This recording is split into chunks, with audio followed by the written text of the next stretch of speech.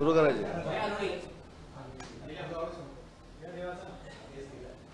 आपल्या सगळ्यांचं स्वागत करतो. काल शिवाजी पार्कला I full stop, N full stop, D full stop, I full stop आणि ए फुल स्टॉप या अलायन्सचा एक कार्यकर्त्यांचा मेळावा झाला. खरं तर तो शिवाजी पार्कला घ्यायची काही आवश्यकता नव्हती. षण्मुखानंदला घेतला असता तरी चालला असता. एवढी त्याला गर्दी होती. आपणच दाखवलं, आम्ही बघितलं आणि त्याचे पुरावे देखील माझ्याकडे इथं आहेत. कालचा तो सगळा कार्यक्रम बघितल्यानंतर मला असं वाटतं की ती पूर्ण नैराश्यानं भरलेली सभा होती. कोणाच्याही चेहऱ्यावर तेज दिसत नव्हतं. शिवाजी पार्क 25 पक्ष एकत्र येऊन सुद्धा भरू शकलं नाही, हे दुर्दैवी आहे. आणि काल पुन्हा एकदा सिद्ध झालं की मुंबईचं जे शिवाजी पार्क आहे हे फक्त आणि फक्त वंदनीय बाळासाहेबांच्या ज्वलंत विचाराचं शिवाजी पार्क आहे. तिथे राहुल गांधी चालत नाहीत आणि राहुल गांधींच्या सभोवताली बसलेले नेते देखील चालत नाहीत, हे कालच्या गर्दीवरनं स्पष्ट झालेलं आहे. आता याच्यामध्ये परत आर्ग्युमेंट होऊ शकतं की गर्दी कमी होती कशावरून कळलं, तर मला सामनात आलेल्या फोटोवरनं कळलं. हा सामनामध्ये जो फोटो आलेला आहे त्याच्यामध्ये जी गर्दी दाखवलेली आहे, आता मार्क केलेलं मी आपल्याला दिसणार नाही, पण हा जो फोटो आहे याच्यावरनं मी सामनामधली ही गर्दी आहे.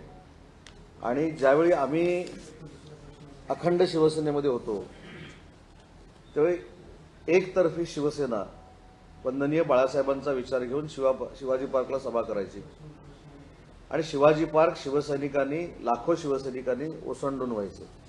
दुसरा एक फोटो मी आपल्याला दाखवतो कालच्या सभेचा. हे काही मी छापलेले नाही आहेत. ह्याच्यामध्ये देखील आपण जर बघितला, म्हणून मी असं म्हटलं की हा जो काही कार्यकर्त्यांचा मेळावा होता 25 पक्षांचा, हा काही शिवाजी पार्कला घ्यायची गरज नव्हती. हा षण्मुखानंदमध्ये देखील झाला असता. त्याच्यामुळे एवढं खर्च, एवढं खटाटोप करण्याची काही गरज नव्हती. आपण कालचं लाईव्हमध्ये ऑब्झर्वेशन जर केलं असतं तर अनेक नेते मंडळी हे उठून देखील निघून गेलेली आपणच दाखवलेलं आहे आणि ते आम्ही बघितलेलं आहे. प्रत्येकाच्या चेहऱ्यावर प्रश्नचिन्ह होतं की नक्की काय चाललेलं आहे. आणि म्हणून आपल्याला माहिती आहे की व्हिडिओ हल्ली येतो की एखादी गोष्ट घडल्यानंतर की कहना क्या चाहते हो, म्हणजे काय म्हणायचं होतं कोणाला हेच कळत नव्हतं. कोण म्हणत होतं फुगा फोडला, कोण म्हणत होतं ईडीला मी चौकशीला गेलो तेव्हा ईडीच्या लोकांनी मला सांगितलं की नरेंद्र मोदींचा तुम्हीच पराभव करू शकता. अरे काही बालकथा आहेत का? तर कोणी काही बोलत होतं. त्याच्यानंतर शेवटचं जे भाषण झालं त्या शेवटच्या भाषणाला काही अर्थच नव्हता. म्हणजे ते कशासाठी होतं, का होतं. हिंदीची तर पुरी वाट लावलेली होती. त्याच्यानंतर मराठी बोलण्याचा प्रयत्न झाला, मराठीची पण पूर्ण वाट लावली. शेरोशायरी करण्याचा प्रयत्न झाला, त्याच्यामध्ये फार अडथळे निर्माण झाले. मला असं वाटतं हे करायचं कशासाठी. राहुल गांधींनी धारावीचा प्रश्न त्या ठिकाणी फार मोठ्या पद्धतीनं मांडला, पण वंदनीय बाळासाहेबांचं एक स्वप्न होतं की झोपडपट्टीतला माणूस हा घरामध्ये राहिला पाहिजे.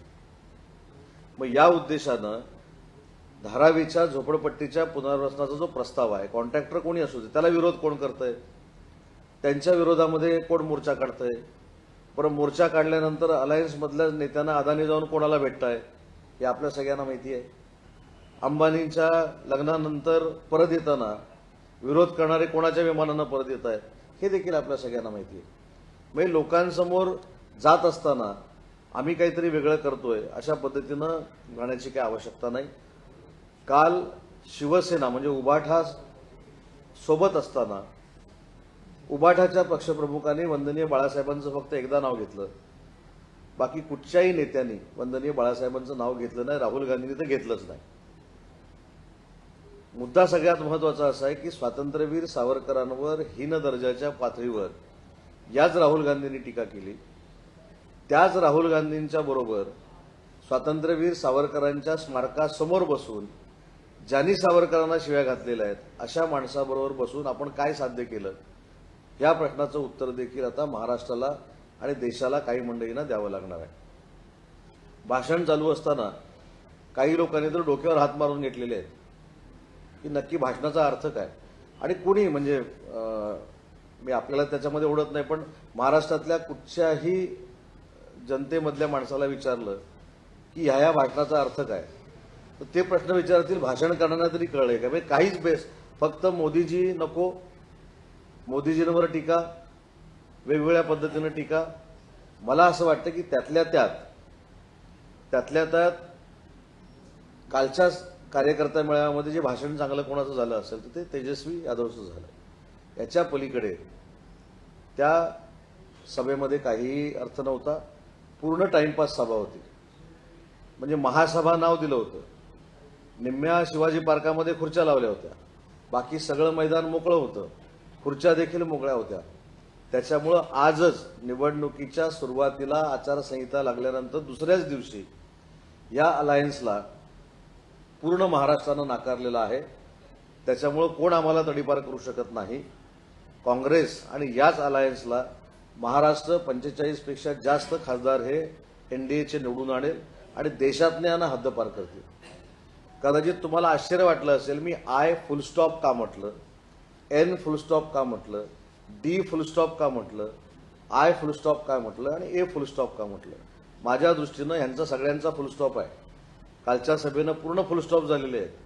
आणि खरं तर मला दुसरं एक आश्चर्य वाटतं की ज्या राहुल गांधींच्या सभेला ज्या पद्धतीनं बाकीचे लोक आलेले होते, व्यासपीठावर एवढी गर्दी केलेली होती, ते जरी खाली उतरवले असते तरी रिकाम्या खुर्च्या भरल्या असत्या.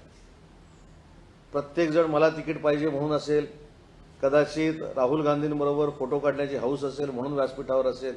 परंतु कालचं जे चित्र होतं हे सगळं सैरभैर चित्र होतं. कोणाचाच कोणाला ताळमेळ नव्हता. माननीय प्रदेशाध्यक्ष नानासाहेब पटोले हे सूत्रसंचालन करत होते आणि त्यांनी घोषणा केल्यानंतर माननीय उबाठाचे पक्षप्रमुख भाषणाला उठले. याचा अर्थ उबाठा पूर्ण काँग्रेसमय झालेली आहे आणि भविष्यात उबाठा नाना पटोलेंच्या नेतृत्वाखाली भविष्यात कदाचित काम करेल अशी शक्यता निर्माण झालेली आहे. मला या माध्यमातून फक्त 5च प्रश्न